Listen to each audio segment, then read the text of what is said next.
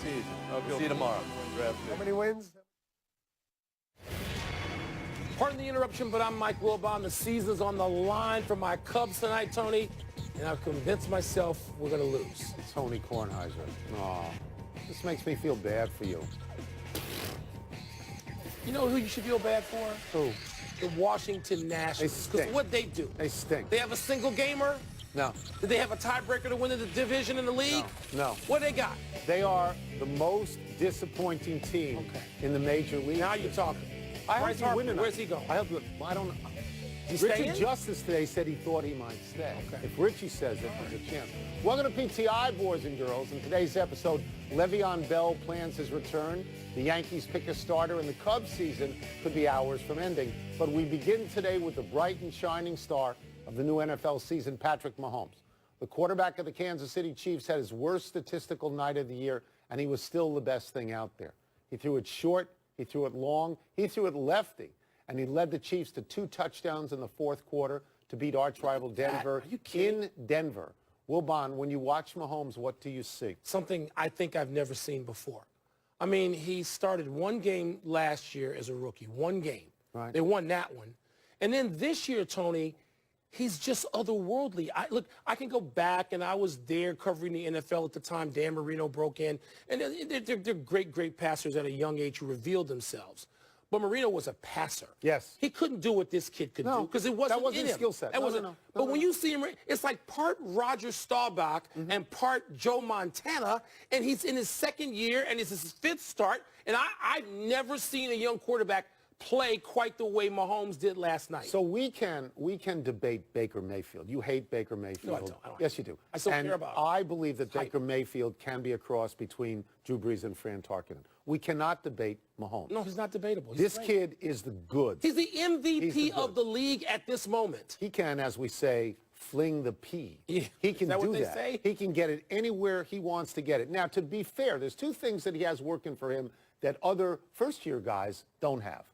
He sat for a whole year, and he learned the difference between college and the pros in terms of speed and coverage. I think a lot of guys have. I think that matters. And the second thing is he's got weapons. Okay, he's got Kareem Hunt. He's got Kelsey at tight end. Oh, no, it does matter. No, it doesn't. Because most guys who break into a team then all don't of a have sudden that. They're we on say bad that teams. guy looks good. Tony, this guy can run either direction out of the pocket, plant, and fire in a way that not even a half dozen other quarterbacks can do in this league great. right now. No, so yes, having Kelsey helps anybody. It does. But Tony, the physical talent. See, we now look, because of analytics, to explain all things, many of them stupidly, particularly on Sunday and Monday when talking about the NFL. Sometimes a guy is just physically superior to his peers, and this kid appears to be that. And with all that, Denver could have and maybe should have won the game. They had Demaryius Thomas out there. They had him alone. Yeah, he did. I'd never heard Mahomes speak until the post game. I watched the whole post with Louis Riddick and Steve Young.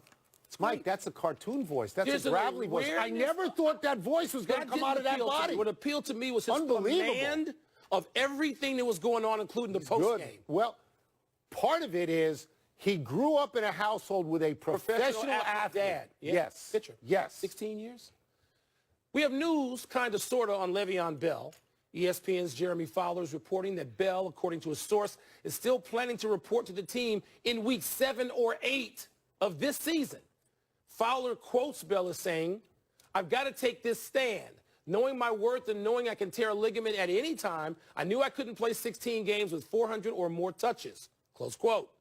The Steelers rank last in the NFL in rushing since week 1 and were historically pathetic running the ball Sunday against the Ravens in a loss.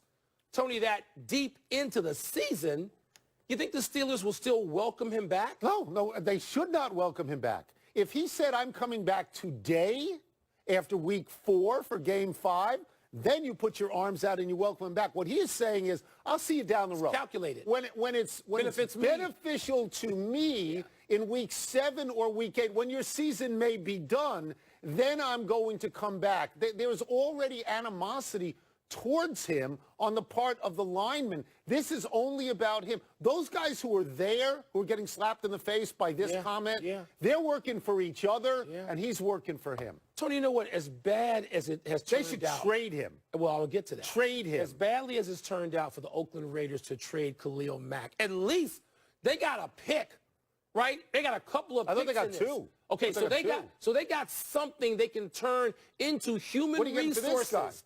So the Steelers should trade him. What are they doing? I agree with Either get him in or deal him now. He has already clearly moved on from Pittsburgh. He is worried about next year's contract, wherever that is going to be. You're on this team. What is their record now? 1-2-1? 1-2-1. I mean, they're in danger of going down the bowl. And he's saying, you know what, it behooves me. I'll show up. By the way, can't do that. I don't blame him for making whatever strategy he wants to execute.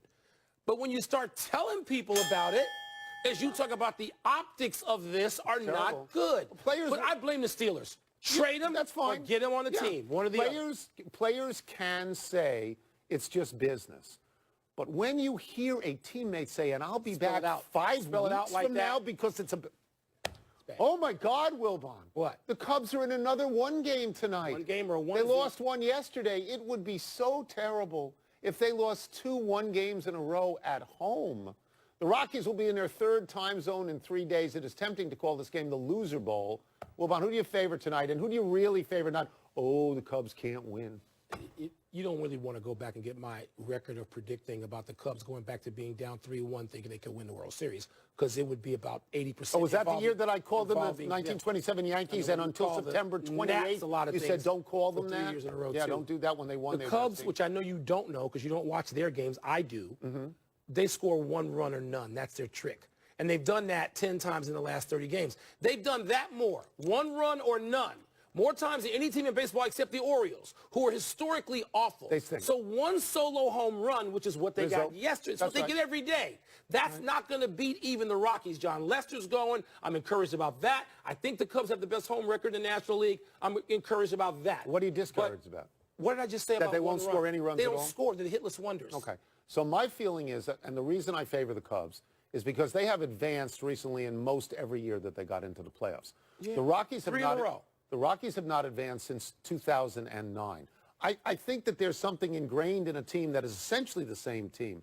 Going out there again, getting that opportunity. And when you talk about Lester, let us go to some numbers about Lester. 22 postseason starts, more than anybody active.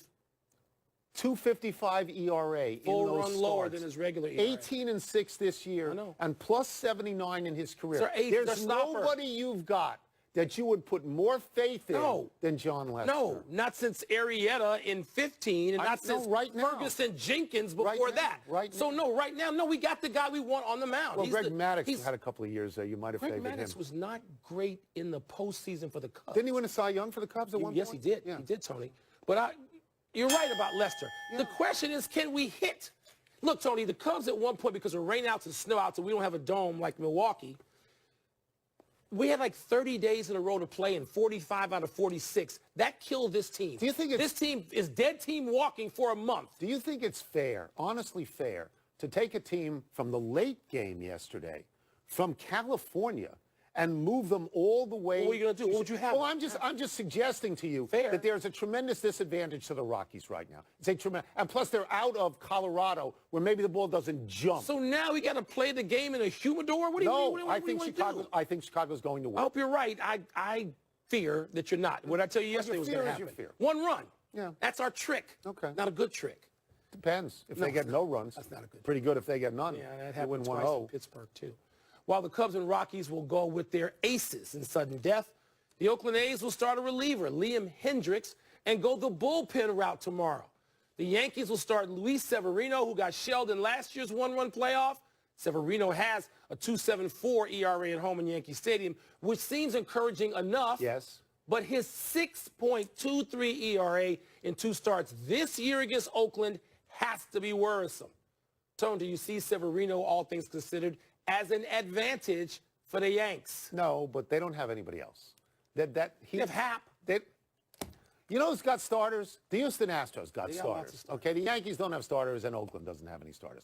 If the Yankees are going to win this game, the Yankees are going to do it the way they win most games, 10-8. with power. You know, you score a lot of runs. What is interesting is if Oakland does this, if Oakland throws every inning or bullpen so, session. another guy who's coming out at 98, which may be the future of baseball, which Rob Manfred is afraid of, but may be brilliant in its way, that makes this an interesting game because Oakland has no starters. Right. So again, I told you that Richard Justice was on the podcast today. He likes Oakland. He says they're the hottest team. He likes them right now. And it won't matter to them that they're in Yankee Stadium. That doesn't matter. He loves the first baseman, third baseman. Let me get the names right. The third baseman, Matt Chapman. The first baseman, Matt Olson. Loves them. The hottest team in baseball right now, and this is not debatable, and I love Richie, it's the Milwaukee Brewers. So we digress. Well, If how's you America? talk about the Yankees, yes, it's a 10-8 sort of That's night. right. They hit That's what they're it. They planning hit it. on. They hit it. They're going to get the big boys to come out there. I mean, Judge has been back long enough now where you think he's going to be Aaron Judge again. Well, you know, Stanton can be Stanton. But when you What? see that little in the bandball in the 240 feet down each line ballpark that is Yankee Stadium. when you see analytics that you hate so much, and one thing that it tells you all the time is when a pitcher goes around, unless it's a truly great pitcher, goes around for the third time in the lineup, that's when he gets hit. The most runs in the league are given up in the first inning, not later in the game.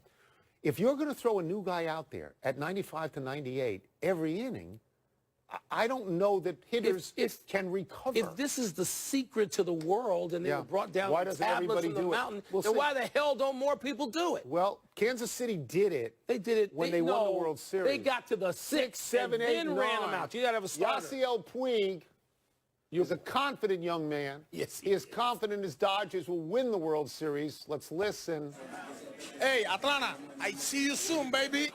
And the next one, Chicago, Colorado, no matter who's going, we're going to beat it. And we're going to the World Series again. And this time, we're going to win the World Series. 2018, the big party is here in Los Angeles. Forget what he's talking about. He's holding 3 beers in one those hand. That's a milks or giant beers? hand. Well, man, should anybody, including his teammates, have an issue with him saying all these things? No. First of all, we've covered enough teams to know this. Every team out there, just about every team, they have a person or two, no matter how great the locker room is, and it's part of what makes the locker room great, of guys they don't pay any attention to at any time of day or night. That, I bet, is Puig on this level. He provides comic relief.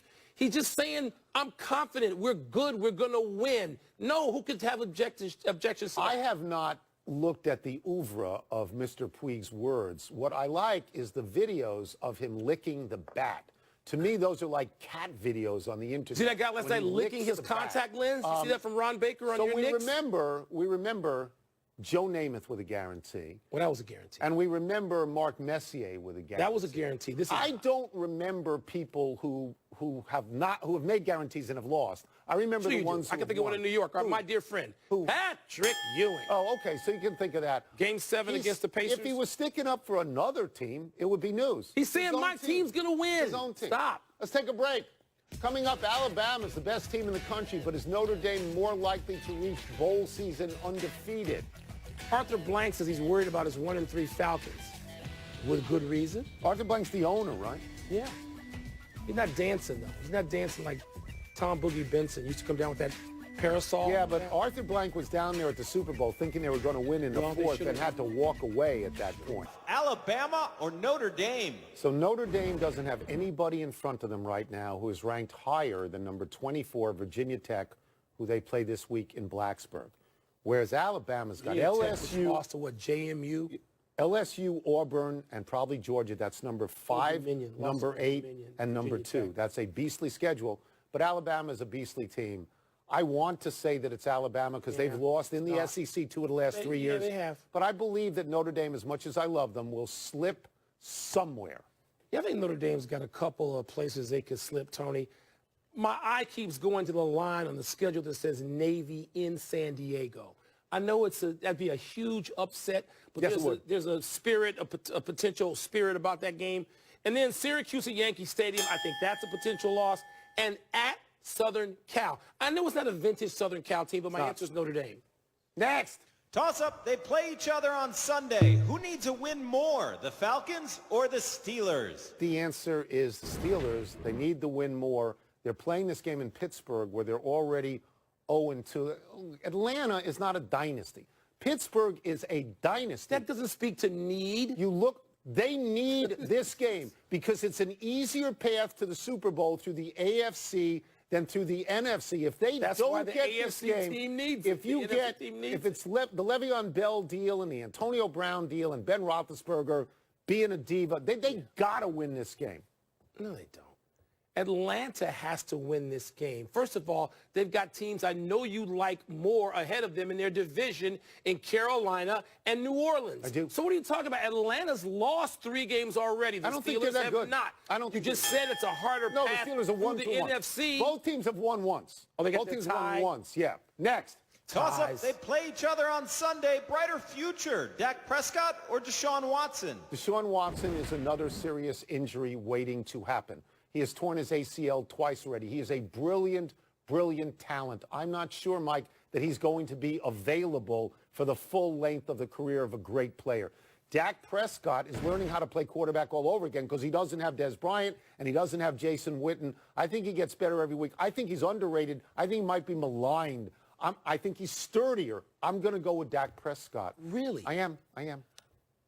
Dak Prescott, Tony, you talk about weapons available. What he did his rookie season was largely, and I like Dak Prescott. Okay. It's about rookies available. I mean, I'm sorry, help Well, available. 2 of them are not available. I know, but I think They're not. Deshaun Watson is the answer here. I would say Deshaun Watson over Dak Prescott. I'm looking at the Dallas Cowboys and wondering, even if Dak Prescott can sort of elevate it, what has he got Are you with not him? afraid that Deshaun Watson is just going to go out? Especially, Tony, because he's been sacked, I think, a league-leading number of times. That's what- I'm afraid of that, Fearful but of that. Next.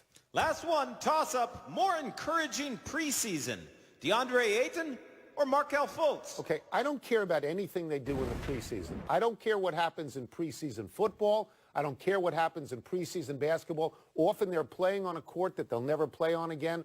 Often they're playing against players out there who they are never going to see again. When the season starts, I'm going to care because one is the #1 draft choice now, and I want to see if Jay Billis is right that he can be Wilt Chamberlain. And one was the #1 draft choice last year and bombed. And I want to see if he can still shoot. But now, this is what you call junk. DeAndre Ayton last night in his son's debut had 24, 9, and 3 block shots. Impressive. The big deal about Mr. Fultz is that he finally hit a 3-point shot. I talked to a player who's played against him this summer who said in the entire game Fultz wouldn't shoot outside the lane. He hit 1 out of 4, so he's not turned into the Splash Brothers. Not yet. And that one seemed tentative. I'm glad he hit it. I hope he's on his way back. But Ayton is the kid I'm looking at seeing he's going to have immediate impact. That's it. You're looking at a winner. Let's take one last break. Still to come, LaMelo Ball scraps it out in Lithuania. Man, they got film from Lithuania. Yeah. Kyrie tries to clarify his contention about, the earth being flat and all. Does he deny that the earth is flat? Kyrie, Does he you know how affirm that smart the a earth kid is Kyrie round? Irving is? He's just yanking people's chains and they're stupid enough to let him.